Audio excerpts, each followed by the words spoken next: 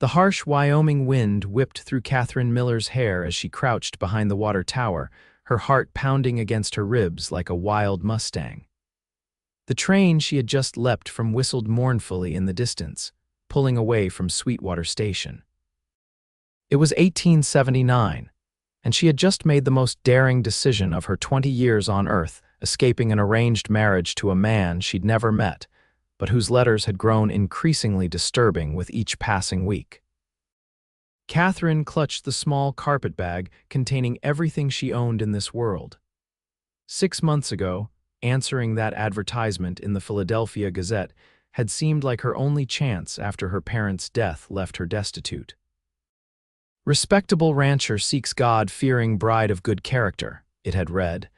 The man's initial correspondence had been kind, even charming. But as the wedding day approached, his words had revealed a controlling, even frightening nature. When he'd written about breaking her like one of his horses, Katherine knew she couldn't go through with it. The station was small, barely more than a wooden platform with a single building serving as ticket office and telegraph station. Katherine scanned the horizon, uncertain where to go. The vast open landscape of Wyoming territory stretched endlessly before her, beautiful, terrifying, and utterly foreign to a city-raised girl. "You can't hide forever," a gruff voice called from behind the water tower. Katherine gasped, nearly dropping her bag. A tall man in a worn leather duster stood there, his face shadowed by a wide-brimmed hat. His stance was relaxed, but something in the way he held himself suggested he could move with lightning quickness if needed. "I'm not hiding," she lied, straightening her wrinkled traveling dress. "I'm merely resting. Most folks don't rest by jumping from moving trains." He pushed his hat back, revealing sun-bronzed features and eyes the color of a summer storm. "Name's Yates Vance. I ranch about 10 miles west of here." Katherine remained silent, weighing her options, which seemed pitifully few. "You're running from something," Yates continued, not a question but a statement, "or someone. That's none of your concern, Mr. Vance," he chuckled, a warm sound that seemed at odds with his weathered appearance. "Fair enough, Miss Miller, Katherine Miller." Recognition flashed in his eyes. "You wouldn't happen to be headed to the Double Circle Ranch, would you, to meet George Blackwell?" Katherine felt the blood drain from her face. "How did you know that? Small territory, big gossip."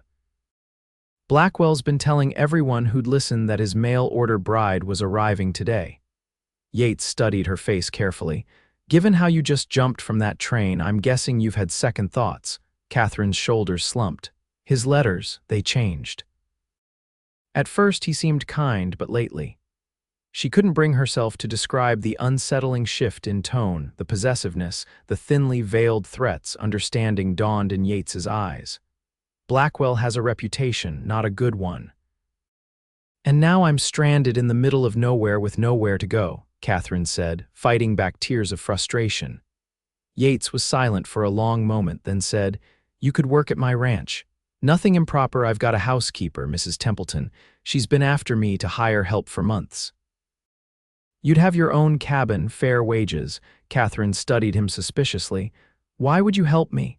"Let's just say I've seen what happens to folks with no options out here." He gestured toward the vast wilderness. "Besides, Mrs. Templeton is driving me to distraction with her complaints about being overworked." A commotion from the station drew their attention. A burly man was shouting at the station master, his voice carrying on the wind. "That'll be Blackwell," Yates said grimly. "He's not known for his patience." Fear clutched at Katherine's heart. "What if he finds me?" Yates's expression hardened as he looked toward the angry man. "Then I'll find you even in the wind," he said softly, then turned back to her. "But it won't come to that. My horse is behind the station. If you're willing to trust me, we can be gone before he thinks to look this way." Katherine hesitated only briefly before nodding. What choice did she have? "Stay low and follow me," Yates instructed, leading her in a crouching run along the back of the water tower. His horse, a magnificent chestnut stallion, was tethered in the shadow of a small grove of cottonwoods. With practiced ease, Yates untied the reins and mounted, then extended his hand down to Katherine. "It'll be faster if we ride double," he explained. Katherine cast one last glance toward the station where Blackwell's angry voice still carried on the wind, then grasped Yates's hand. He pulled her up behind him with surprising strength. "Hold tight," he warned, and then they were off, the horses' powerful strides carrying them away from the station and into the vast Wyoming wilderness.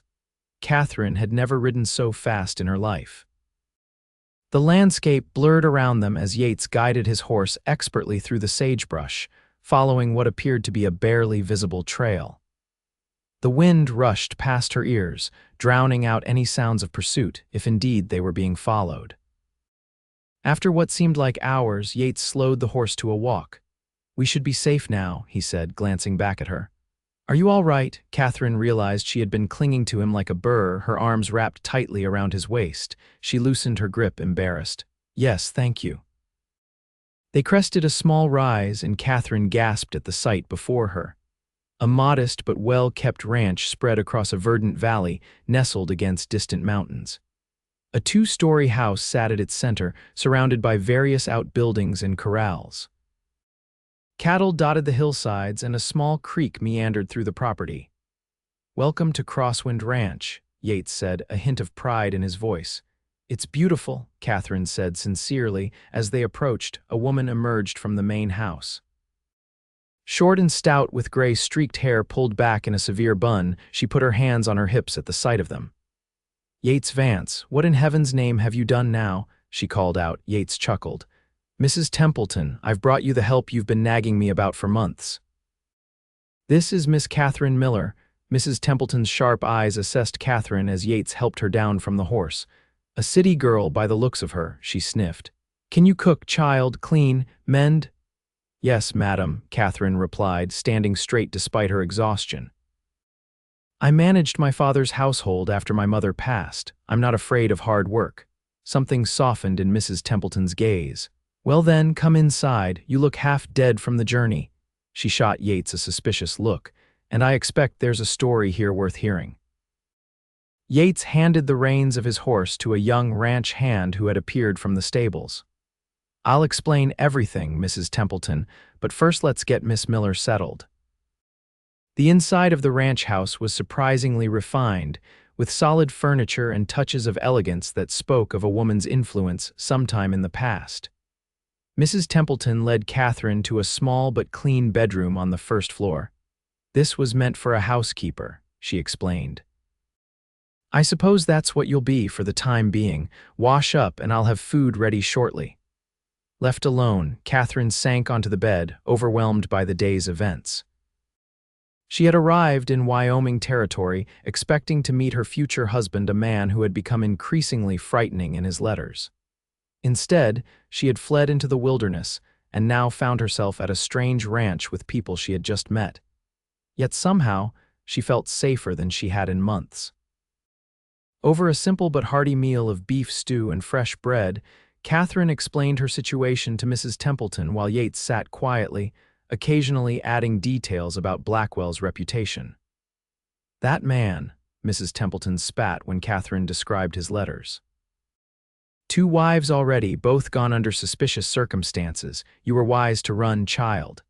Katherine's blood ran cold. "He's been married before. He never mentioned that." "No, he wouldn't," Yates said grimly. "First wife supposedly fell from a horse. Second one took ill suddenly. Nothing proven, but—" "Lord have mercy," Katherine whispered. Mrs. Templeton patted her hand. "You're safe here, dear. Yates may look like a grizzly bear and have the manners of one sometimes, but he's a good man." Yates cleared his throat, looking uncomfortable with the praise. "Miss Miller can stay as long as she needs to. Blackwell has no legal claim on her." "I don't want to be a burden," Katherine said. "I can work, earn my keep." "And so you shall," Mrs. Templeton declared. "Heaven knows there's enough to do around here with just the 2 of us managing the house and Yates refusing to hire proper help." "I hired you, didn't I?" Yates grumbled good-naturedly. "As if you had a choice after your sister left. Someone had to make sure you didn't live like a savage." Their comfortable bickering put Katherine at ease, and for the first time since arriving in Wyoming, she felt the tension in her shoulders begin to release. That night, lying in a strange bed in a strange house, Katherine thought about the day's extraordinary events.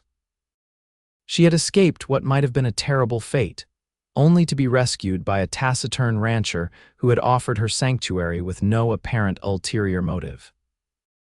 As she drifted off to sleep, she found herself wondering about Yates Vance, a man who seemed as vast and mysterious as the Wyoming landscape itself.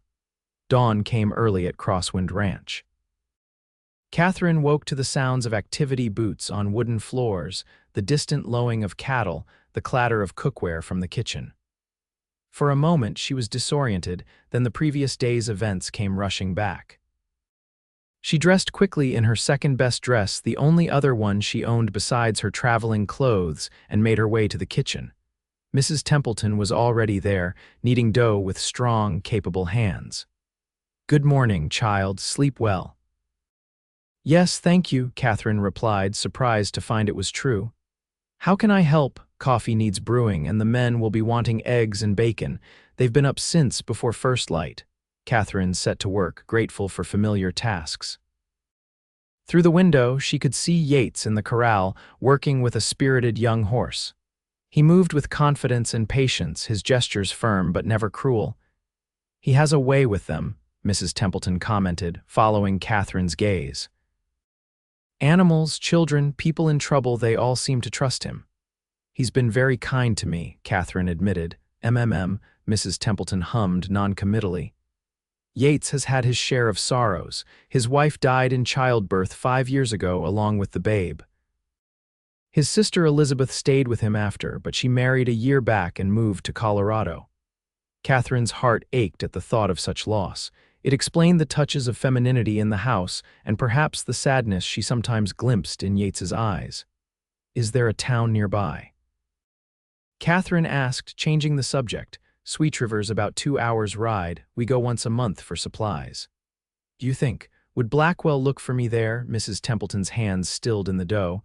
"Most likely, men like him don't take kindly to being crossed." She gave Katherine a shrewd look. "But don't you worry, Yates won't let any harm come to you." The days settled into a rhythm. Katherine helped Mrs. Templeton with household tasks, cooking, cleaning, mending, preserving the garden's bounty. The work was hard but satisfying.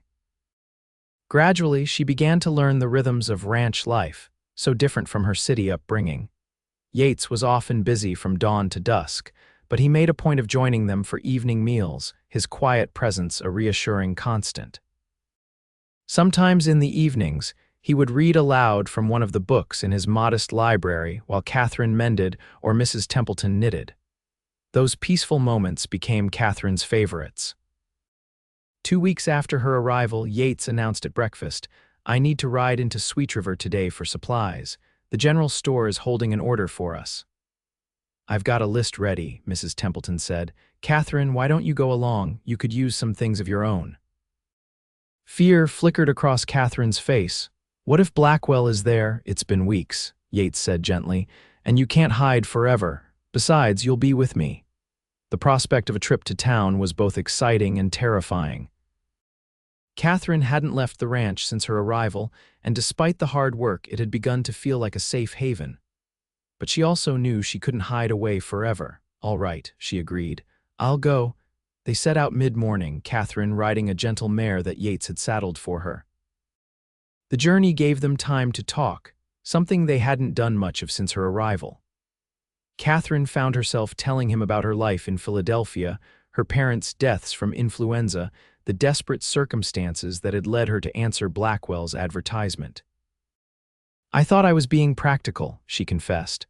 "I never expected to marry for love, not after being left penniless, but I didn't expect what his letters revealed." Yates rode silently for a moment. "Love's a rare thing in these parts. Most marriages are arrangements of convenience." "But that doesn't excuse Blackwell's nature." "Have you ever thought of remarrying?" Katherine asked, then immediately regretted her boldness. "Forgive me, that's far too personal a question." "It's all right," he said, his eyes on the horizon. "I haven't met anyone who made me want to try again. Losing Emily nearly destroyed me, if it hadn't been for my sister." He trailed off. Katherine understood then that his pain went deeper than she had realized. This quiet, strong man carried wounds that perhaps would never fully heal. Sweet River proved to be a small but bustling town, one main street lined with businesses, a church, a schoolhouse, and houses radiating outward. As they tied their horses outside the general store, Katherine felt exposed, vulnerable. Her eyes darted nervously up and down the street. "It'll be all right," Yates assured her, seeming to sense her anxiety. "Stay close." The storekeeper greeted Yates warmly and eyed Katherine with undisguised curiosity. "New help at the ranch, Vance. This is Miss Miller," Yates said simply, offering no further explanation. Katherine occupied herself selecting a few necessities while Yates handled the ranch order. She was examining a bolt of calico when a hush fell over the store. Turning, she found herself face to face with a broad-shouldered man whose cold eyes widened in recognition. "Well, well," he drawled, his mouth twisting into an unpleasant smile. "If it isn't my runaway bride."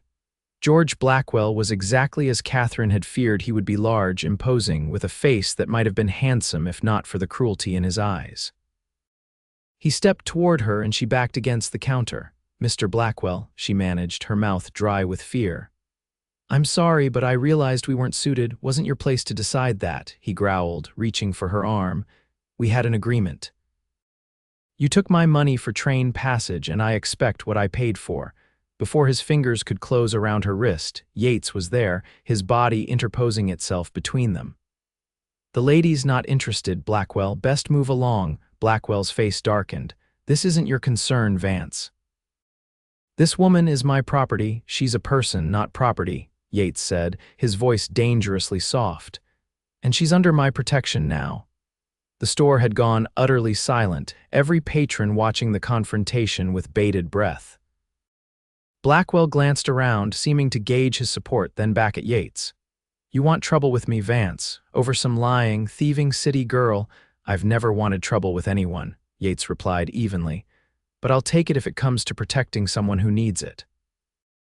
Tension crackled between the two men. Katherine could see Blackwell's hand twitching near his hip where a pistol was holstered. Yates stood relaxed but alert, his own weapon untouched at his side. Finally, Blackwell spat on the floor. "This isn't over. That woman made a commitment to me and I aim to see it honored." His gaze shifted to Katherine, making her skin crawl. "I'll be seeing you again, Miss Miller." With that, he stalked out of the store. Katherine released a breath she hadn't realized she was holding. "You all right?" Yates asked quietly. She nodded, though her hands were shaking.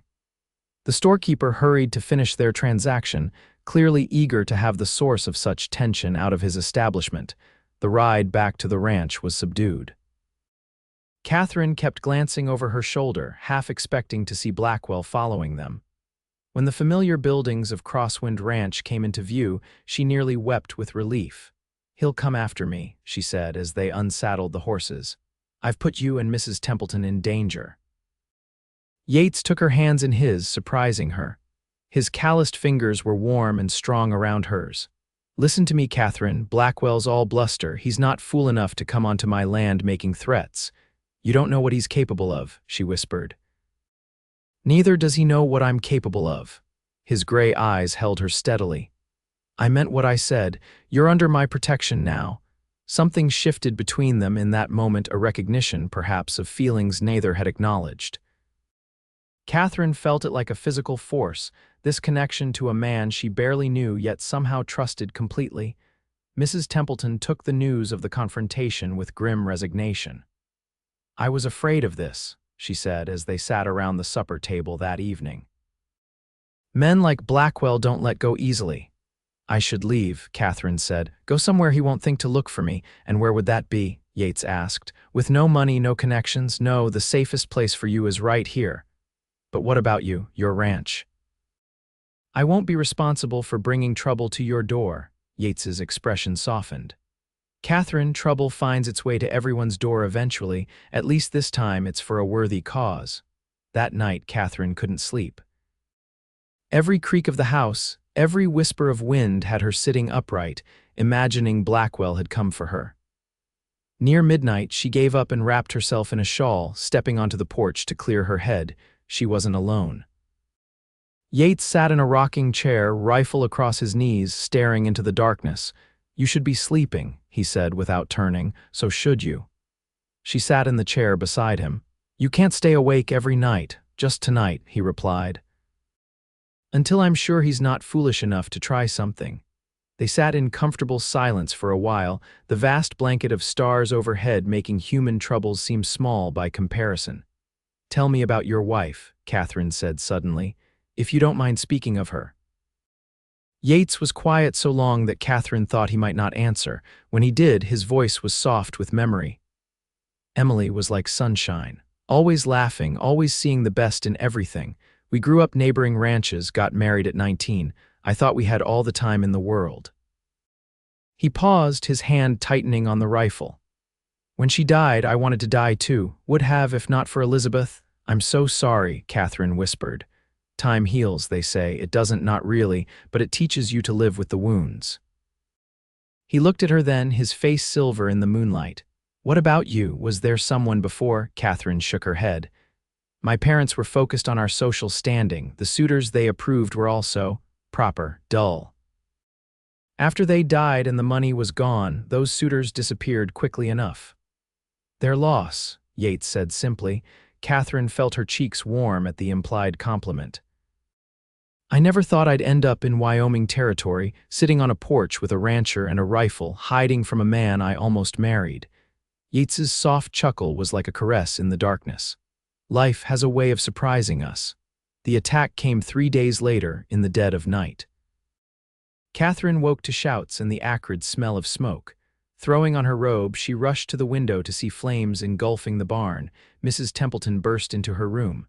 Stay inside, child. Blackwell and his men are out there. Katherine's blood ran cold. Yates. Already out there with the hands. They're trying to save the horses. Ignoring Mrs. Templeton's protests, Katherine ran outside. The scene was chaos, horses screaming in terror, men shouting, the crackle of flames consuming dry wood. Through the smoke, she spotted Yates leading a panicked mare from the burning barn, his face streaked with soot. A shot rang out and Yates staggered. Katherine screamed, rushing toward him as he regained his footing, clutching his arm. Get back inside, he shouted when he saw her. From the shadows beyond the burning barn, Blackwell emerged, pistol in hand. Should have given me what was mine, Vance, he called. Now I'll take her anyway, and you'll have nothing but ashes. Katherine felt a surge of something powerful, not fear, but rage. This man had terrorized her, attacked people who had shown her nothing but kindness, endangered innocent animals. All because his pride had been wounded. Before she could think better of it, Katherine snatched a rifle from one of the ranch hands and stepped forward, leveling it at Blackwell. I was never yours, she called, her voice steady despite her racing heart. And I never will be. Leave now, or I swear I'll shoot you where you stand. Blackwell's confident smirk faltered. He clearly hadn't expected resistance from her. You don't have the nerve, city girl. Katherine fired, the bullet kicking up dirt just inches from Blackwell's boot. His eyes widened in shock. Next one won't miss, she promised, though her shoulder ached from the rifle's kick. For a tense moment, no one moved. Then from the darkness, the sheriff's voice rang out. Drop the gun, Blackwell. You're surrounded. Sure enough, several mounted figures emerged from the night, the sheriff and a posse from Sweet River, summoned by a ranch hand who had ridden for help when the attack began. Blackwell glanced around wildly, seeing his men already surrendering. With a curse, he dropped his weapon. George Blackwell, you're under arrest for arson, attempted murder, and I reckon a few other charges once we sort this mess out, the sheriff announced, dismounting. As Blackwell was led away in handcuffs, he glared at Katherine with pure hatred. This isn't over. Yes, she said quietly, it is. The next hours passed in a blur of activity. The fire was eventually extinguished, though the barn was a total loss. Miraculously, all the horses had been saved, and none of the ranch hands were seriously injured. Yates's wound proved to be a graze rather than a serious injury, though Katherine insisted on cleaning and bandaging it herself. Where did you learn to shoot like that? He asked as she worked, wincing slightly as she tightened the bandage. I didn't, she admitted. I've never fired a gun in my life. I was aiming at his feet and hoping for the best. Yates stared at her for a moment, then laughed a full, rich sound that Katherine realized she had never heard from him before. "You're something else, Katherine Miller. Is that good or bad?" She asked, smiling despite her exhaustion. His expression sobered, and he reached up to touch her cheek gently. "Definitely good." Dawn found them sitting on the porch steps, surveying the damage. The barn was a blackened skeleton, but the house and other buildings had been spared. "We'll rebuild," Yates said. "Be stronger for it." Katherine nodded, watching the sun paint the eastern sky in shades of pink and gold. "I should think about moving on soon," she said reluctantly, "now that Blackwell's in custody." "Is that what you want?" Yates asked, his voice carefully neutral. Katherine considered the question. When she had first arrived at Crosswind Ranch, she had seen it as a temporary sanctuary, but somewhere in the weeks since, it had become something else, a place where she felt valued, needed, even cherished. "No," she said honestly, "it's not what I want at all." Yates took her hand, his grip warm and reassuring. "Then stay, not as hired help, but—" He hesitated, uncharacteristically uncertain. "Katherine, I know it hasn't been long, but I've come to care for you, deeply. When I saw Blackwell point that gun at you last night, I realized I couldn't bear to lose you." Katherine's heart soared. "I feel the same way," she whispered. "I never expected to find someone like you here at the edge of civilization. We could court properly," he suggested. "Take our time." "Do things right," Katherine laughed softly. "I think we're well past conventional courtship, don't you? I'm living in your house, I've faced down a murderous suitor with you, I've tended your wounds. What more is there to discover? A lifetime of things," he said seriously. Then, with a smile, "But I take your point." They were married 2 months later, after Blackwell's trial and conviction ensured he would never threaten them again. The ceremony was small, just Mrs. Templeton, the ranch hands, and a few neighbors as witnesses, but to Katherine, it was perfect. That evening, as they stood on the porch of their newly rebuilt barn, Yates pulled her close. "Remember what I said that first day, when you asked what would happen if Blackwell found you?" Katherine nodded. "You said, then I'll find you even in the wind." "I meant it," he murmured against her hair. "I'd have followed you anywhere." "You won't have to," she promised, turning in his arms to face him. "I'm exactly where I want to be." As the Wyoming sunset painted the sky in brilliant hues of orange and purple, Katherine reflected on the strange journey that had brought her here. She had come west seeking security, a practical arrangement to save herself from destitution. Instead, she had found danger, adventure, and ultimately, a love deeper and truer than she had ever imagined possible. Sometimes, she thought as Yates's lips met hers, the most winding paths led to the most perfect destinations. 5 years later, Katherine stood on that same porch, watching her twin 4-year-old daughters chasing butterflies in the yard while Yates taught their son to ride his first pony in the corral. The ranch had prospered under their joint care, expanding to twice its original size. Mrs. Templeton, now retired but still living in a comfortable cabin on the property, sat in a rocking chair nearby, knitting a tiny sweater for the baby Katherine was expecting in the fall. "Did you ever imagine your life would turn out like this?" the older woman asked, her eyes twinkling. Katherine smiled, her hand resting on her growing belly. "Never. When I jumped from that train, I was just running away from something terrible. I had no idea I was running towards something wonderful." As if hearing her thoughts, Yates looked up from the corral and met her gaze, his smile as warm as the Wyoming sun. No, Katherine thought, she could never have imagined this life, but she wouldn't trade it for all the security Philadelphia could have offered. Some winds, it seemed, blew you exactly where you needed to be.